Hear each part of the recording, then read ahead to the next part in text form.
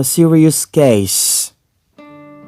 I have a friend who is afraid of spiders. This isn't very unusual. A lot of people are afraid of spiders. I don't really like spiders much myself. I don't mind them if I see them outside in the garden, as long as they're not too big.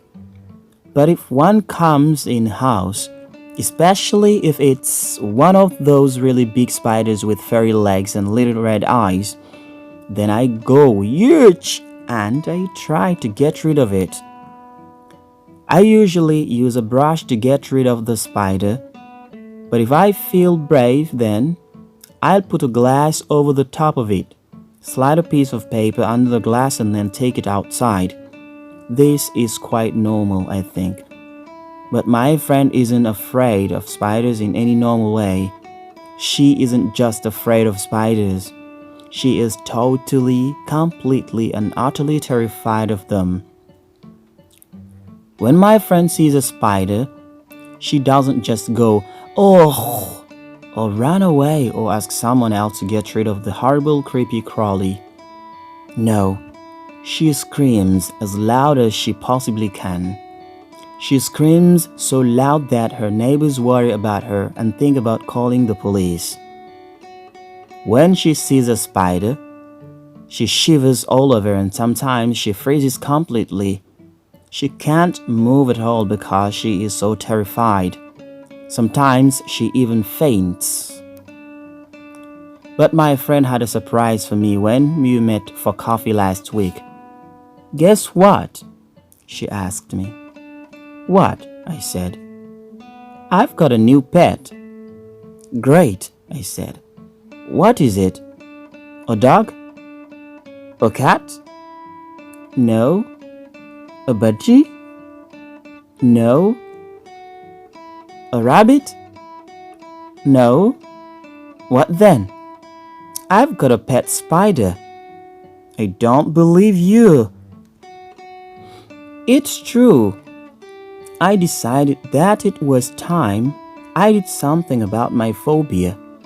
So, I went to visit a doctor, a special doctor, a psychiatrist. This psychiatrist specializes in phobias, helping people who have irrational fears to get better and live normally. He told me I suffered from arachnophobia. "It's an irrational fear of spiders," he said. "About 1 in 50 people suffer from a severe form of arachnophobia. It's not very uncommon." "Thanks," said my friend, "but that doesn't help me much." "There are lots of different ways we can try to cure your phobia," said the psychiatrist. "First, there is traditional analysis." "What does that mean?" asked my friend. "This means lots of talking. We try to find out exactly why you have such a terrible fear of spiders. Perhaps it's linked to something that happened to you when you were a child." "Oh dear," said my friend. "That sounds quite worrying." "It can take a long time," said the psychiatrist. "Years sometimes, and you can never be certain that it will be successful." "Are there any other methods?" "Yes. Some psychiatrists use hypnosis along with traditional analysis." My friend didn't like the idea of being hypnotized. "I'm worried about what things will come out of my subconscious mind," she said. "Are there any other methods?" "Well," said the psychiatrist, "there is what we call the behavioral approach." The psychiatrist got out a small spider from his desk. It wasn't a real spider. It was made of plastic. Even though it was only a plastic spider, my friend screamed when she saw it. "Don't worry," said the psychiatrist. "It's not a real spider." "I know," said my friend, "but I'm afraid of it Just the same. Said the psychiatrist. A serious case. He put the plastic spider on the desk. When my friend stopped screaming, the psychiatrist told her to touch it. When she stopped screaming again, the idea of touching the plastic spider was enough to make her scream. She touched it. At first, she touched it for just 1 second. She shivered all over, but at least she managed to touch it. Okay, said the psychiatrist. That's all for today. Thanks. You can go home now. That's it? Asked my friend. Yes. That's all? Yes, for today. This is the behavioral approach. Come back tomorrow. My friend went back the next day, and this time, the plastic spider was already on the doctor's desk. This time she touched it and held it for 5 minutes. Then the doctor told her to go home and come back the next day. The next day she went back and the plastic spider was on her chair. She had to move the spider so she could sit down. The next day she held the spider in her hand while she sat in her chair. The next day, the doctor gave her the plastic spider and told her to take it home with her. Where do spiders appear in your house? Asked the psychiatrist. In the bath, usually, said my friend. Put the spider in the bath, he told her. My friend was terrified of the spider in the bath, but she managed not to scream when she saw it there. It's only a plastic spider, she told herself. The next day, the psychiatrist told her to put the spider in her living room. My friend put it on top of the television. At first, she thought the spider was watching her and she felt afraid. Then, she told herself that it was only a plastic spider. The next day, the psychiatrist told her to put the spider in her bed. No way, she said. Absolutely not. Why not? Asked the psychiatrist.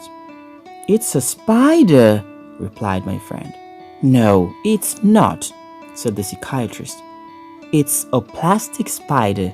It's not a real one. My friend realized that the doctor was right. She put the plastic spider in her bed, and she slept there all night with it in her bed. She only felt a little bit afraid. The next day, she went back to the psychiatrist. This time, she had a shock. A big shock. Sitting in the middle of the doctor's desk, there was a spider. And this time it was a real spider. My friend was about to scream and run away, but she didn't. She sat on the other side of the room, as far away as possible from the spider, for about 5 minutes. Then she got up and left the room. See you tomorrow, shouted the psychiatrist to her as she left. The next day she went back, and this time the psychiatrist let the spider run around on his desk.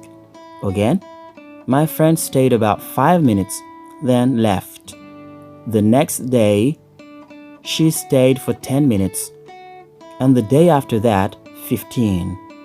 Eventually, the psychiatrist held the spider, the real spider with long fairy legs and little eyes, in his hand.